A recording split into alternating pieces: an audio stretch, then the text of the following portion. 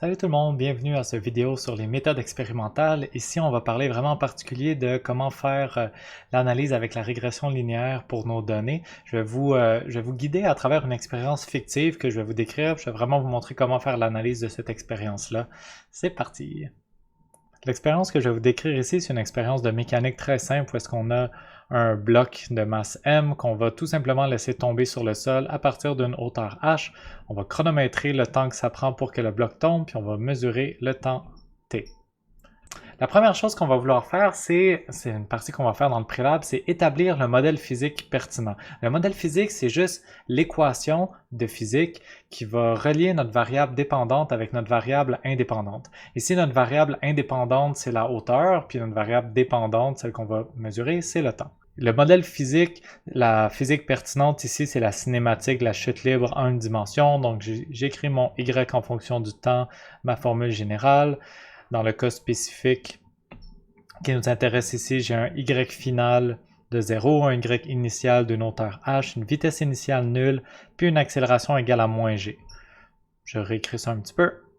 Et voilà, j'ai ce que j'appelle le modèle physique. J'ai une équation qui relie ma variable dépendante et ma variable indépendante. Prochaine étape, ça va être d'identifier c'est quoi ma variable dépendante, indépendante, c'est quoi mes paramètres ou les constantes de la physique qui sont présents dans mon problème. Donc dans ce problème-ci, ma variable indépendante, c'est la hauteur. C'est celle que je vais faire moi-même varier que je choisis. La variable dépendante, celle que je vais mesurer à chaque fois, c'est le temps que ça a pris pour que le bloc tombe. Puis des fois dans les laboratoires, ce que j'appelle des paramètres, c'est que ça se peut qu'il y ait une masse à mesurer qui va rester une constante. Ici, la masse ne fait pas de différence sur le résultat. Ça se peut qu'il y ait une longueur, un angle. Il peut y avoir comme un paquet de choses qu'on va devoir mesurer expérimentalement, mais qu'on va garder comme des constantes tout le long du laboratoire. Ça, c'est ce que j'appelle des paramètres. Puis il peut aussi y avoir des constantes de la physique, comme la constante gravitationnelle ici, G, ou autres constantes. Fait que là, je vais juste identifier qu'est-ce qui est quoi dans mon expérience. Prochaine étape. Pour analyser les données, je vais vouloir faire une régression. Fait que je vais vouloir prendre toutes mes données, mes valeurs dépendantes et indépendantes, les mettre sur un graphique, puis passer une courbe de tendance à travers ce graphique-là pour tirer une information de l'ensemble de mes données. La seule sorte de régression que nous, on est capable de faire, qu'on a un fichier Excel qui est capable de faire, c'est la régression linéaire. En science, il existe d'autres régressions pour des modèles plus compliqués, mais nous, on a juste accès à la régression linéaire. Heureusement, même quand on analyse des scénarios qui ne sont pas une dépendance linéaire, on va être capable de modifier nos axes pour toujours pouvoir faire une régression linéaire. C'est le sujet important de cette vidéo. Donc, premièrement, je vais écrire mon équation. Ici, j'ai utilisé mon code de couleur. Et voilà, j'ai utilisé mon code de couleur pour dire qu'est-ce qui est dépendant, indépendant et un paramètre. Puis ici, je veux comme écrire d'un côté ma variable y, ma variable dépendante. Dans ce problème-ci, c'est le temps qui est ma variable dépendante. Fait que j'ai essayé juste de le mettre tout seul. Là, dans cette formule-là, le temps est au carré. Donc, j'aurais pu me débarrasser du carré en envoyant ma racine carrée de l'autre côté, mais pour tout ça, je vais garder ça simple. Je vais juste prendre ma variable dépendante, celle en jaune, le temps, puis même si elle est à la 2, à la 3, si elle est dans une exponentielle ou dans un sinus, c'est pas grave, je vais prendre tout ce morceau-là, cette fonction de ma variable dépendante, puis je vais la mettre tout seul de son côté de l'équation. Fait que j'ai t à la 2 égale 2h sur g.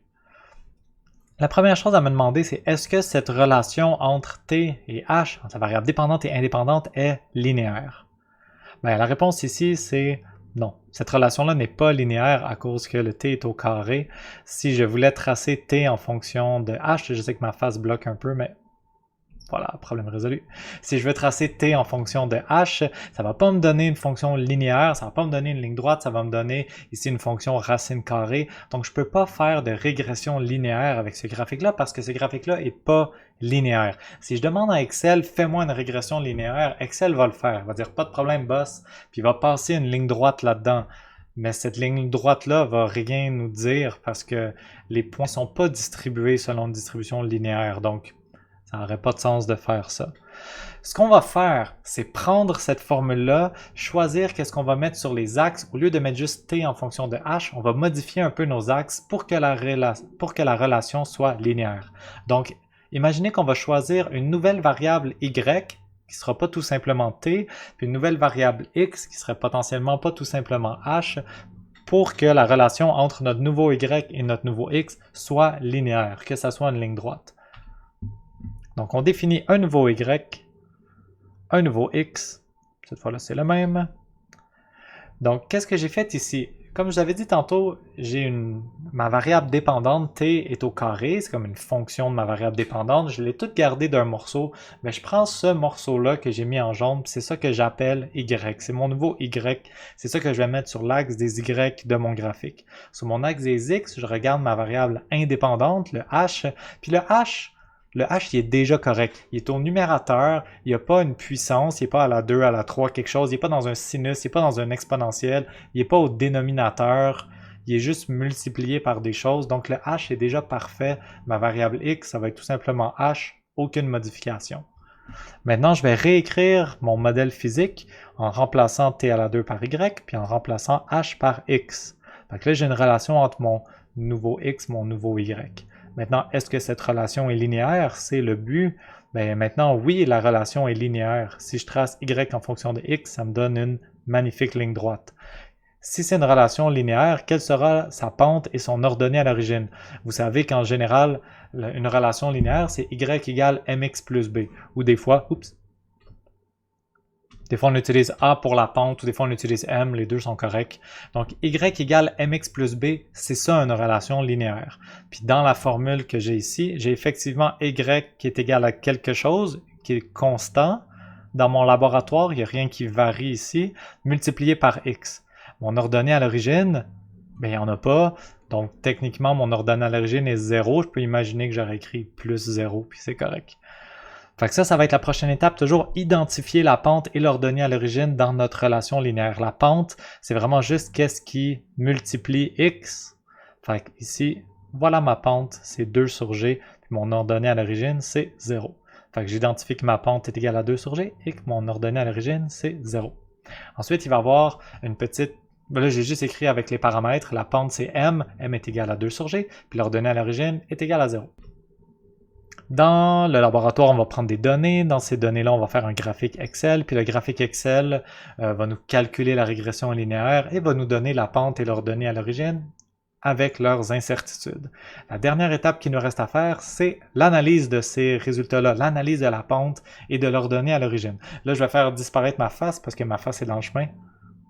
Bye bye! Mais je continue encore de vous parler. Fait que dans l'analyse, qu'est-ce qu'on va faire? C'est analyser la pente et l'ordonnée à l'origine qu'on a obtenue. Puisque la pente est égale à 2 sur g, dans ce laboratoire-là, imaginons que le but, c'est de déterminer la constante gravitationnelle. La constante gravitationnelle est une constante physique qu'on connaît, mais on va tester si notre théorie fonctionne en comparant notre valeur expérimentale de g, obtenue grâce à nos mesures de hauteur et de temps, avec la valeur de référence de g, le 9.8. Donc, on a un G théorique, puis on va avoir notre G expérimental. Comment je fais pour avoir mon G expérimental? Ben, avec toutes mes données, avec mon fichier Excel, j'ai réussi à trouver que la pente est égale à 2 sur G. Donc, je vais juste isoler ce que je veux calculer. Je vais isoler G dans cette relation-là. C'est pas de la grosse algèbre, ça fait G égale 2 sur M. M, c'est la pente, fait qu'il me reste à prendre la pente de mon fichier Excel, puis trouver mon G expérimental en faisant 2 sur la pente. Je vais gérer les incertitudes pour aussi connaître mon incertitude sur G. La dernière étape, ça va être ensuite de comparer avec le G théorique, fait que de regarder l'écart et l'incertitude sur l'écart, puis de faire ma comparaison pour savoir si ça concorde. Je peux aussi comparer mon B expérimental qui est donné par le fichier Excel, qui devrait être pas loin de 0 avec son incertitude, avec le B théorique qui est de 0. Ça ne m'apprend rien de nouveau sur la physique. Je peux juste vraiment voir si ça donne la valeur que c'était censé donner. Et voilà, c'est tout sur cette vidéo pour la notion de régression linéaire. C'est quelque chose qu'on va faire toute la session. C'est important de devenir à l'aise avec comment identifier si une relation entre la variable dépendante et indépendante est linéaire ou non. Est-ce que notre modèle physique est linéaire? Puis dans le cas où notre modèle physique n'est pas linéaire, comment choisir des axes astucieusement pour qu'ils le deviennent et interpréter la pente et l'ordonnée à l'origine. Voilà, c'est tout sur cette vidéo. On se revoit en labo.